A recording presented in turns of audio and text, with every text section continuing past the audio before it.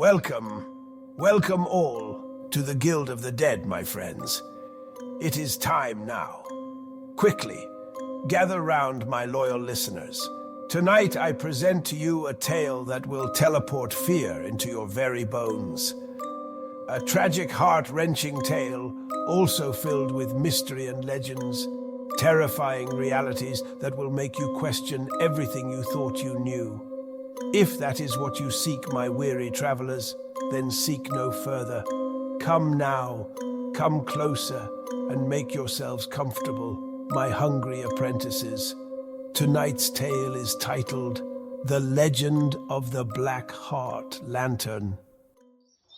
Eliza, a determined and resilient young woman, had always been different from the other villagers of Black Hollow. Since childhood, Eliza had been fascinated by dreams, folklore, and the supernatural wonders of the cosmos, often sneaking into the forest to explore an ancient Black Hollow gravesite with its lonely statues and sunken stone runes flourishing in its tragic history. Eliza's life had also been marked by tragedy. On a silver locket linked to a bracelet around her wrist, a tiny photo of her beloved fiancé. Thomas is his name, a handsome scholar from the local university who had disappeared under mysterious circumstances just a year ago. Sadly, she remembers, it was just before harvest time, 1 week before their long-awaited wedding day, devastating Eliza, leaving her heartbroken and determined to uncover the truth. Unfortunately, Thomas was not alone. The remote village of Black Hollow had been plagued by a series of mysterious disappearances for years. People vanished sometimes without a trace, or some leaving behind blood-stained clues and suspicious whispers throughout town. Fantastic rumors of deranged animals, three-headed beasts from hell running amok.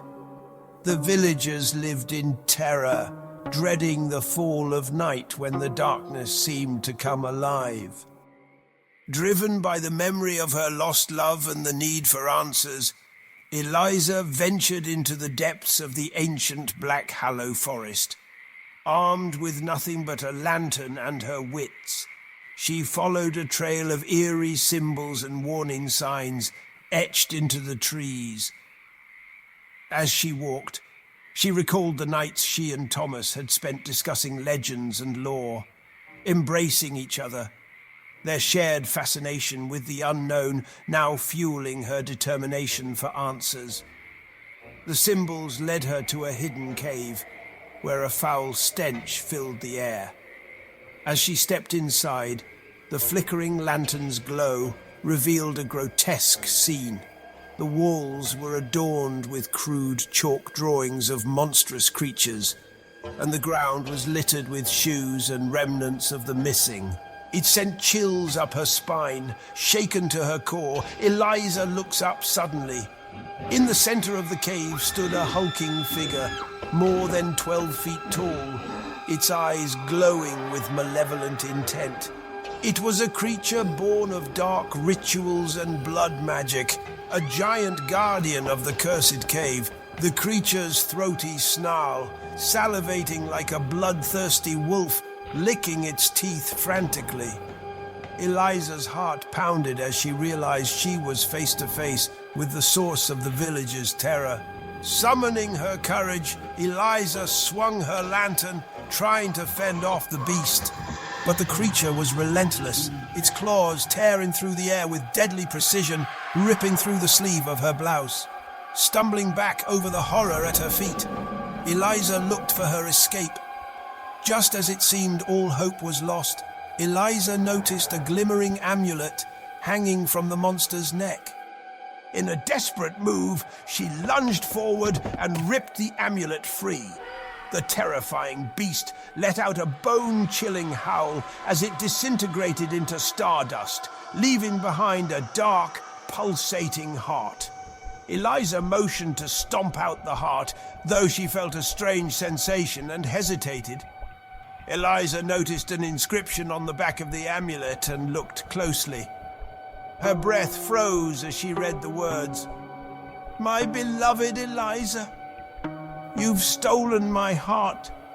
Tears welled in her eyes as she fell to her knees before the black beating heart, sobbing in despair.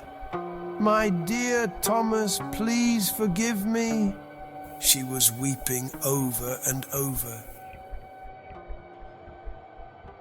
She picked up the heart, gently and with such care, slowly placing it into her lantern, and closed the tin cover. When Eliza returned to the village, she emotionally held up the amulet and the black heart lantern as proof of her victory. As the villagers cheered and celebrated, Eliza's own heart ached with the revelation. She now understood her strong feelings when she stepped closer to the heart, like it spoke silently to her. Why she could not destroy it back in the cave. The last remains of her love, Thomas, beating in the lantern on her mantle like some kind of souvenir. Determined to uncover the truth of his misfortune, Eliza delved into the mysteries of the cursed amulet and the Black Heart's connection. She sought out a local villager, a seer named Orin, who lived in a mystical tavern. Eliza found a secluded table and signaled Orin to fetch her 2 ales. The tavern appeared to clear out, and the windows were shut closed. Orin joined Eliza at the candle-lit table with books and scrolls and diagrams, including 2 sloshing ales. He closely examined the amulet and was shown the Black Heart lantern by Eliza. Instantly, Orin learned of the trouble Thomas had stumbled upon when seeking out her gift. Eliza's eyes teared up in worry as Orin spoke of misfortune. Thomas had met Grimwood. Orin shook his head slowly in sorrow for Eliza, holding out the amulet. "Grimwood is a sorcerer, not of this dimension. There are prophecies that speak of Grimwood and his evil deeds, very bad things." Orin shouts, "Grimwood broke into our world and is feeding on helpless souls." The practice of dark magic was used to transform Thomas into the monstrous guardian of that lair, melding him with beings from other dimensions to form a mutant slave for his bidding. Grimwood is very cunning, a very powerful sorcerer. The amulet was cursed with blood magic to bind Thomas to many creature forms at once. Gripping her mug of ale in front of her, Eliza fights back the tears as Orin raises his voice with grave importance. "Grimwood must be stopped, or others will perish the same as Thomas, or even worse fates." Orin warned Eliza of the kind of dangers to be expected on her journey. Holding the amulet, Orin uses it to point to a spot on his map stretched across the table. This is where to find the sorcerer, much deeper within the lair. "If thy see thy demon, it shall be. Glowing heart, set it free." He softly sang a passage from a small booklet. Orin explained that the only way to destroy the sorcerer was for Eliza to wear the amulet while the Black Heart is destroyed in his presence. The sorcerer had to witness this for the spell to be broken, banishing him from this world. When Eliza bid farewell to the seer, eager to begin her journey, Orin grasps Eliza by her wrist and states, "Your path is not certain."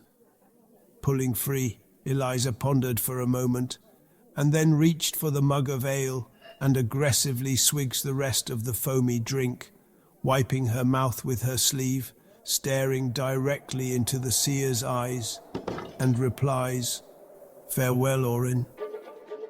Driven by the vengeance and the belief she could save Thomas, or at least his soul, and finally rid the village of the cursed sorcerer, Eliza gathered her gear and her wits, leaving the mystical tavern. As the shadows grow longer and the veil between worlds becomes thin, I must momentarily pause this tale. Join me, Wanderer, in forging a bond with the Guild of the Dead. By subscribing to Creepypasta N Cheese, you shall unlock the gates to further arcane mysteries and forgotten horrors. Do not tarry. Click now, lest these tales be lost to the winds of oblivion. The sun was beginning to set, a harvest moon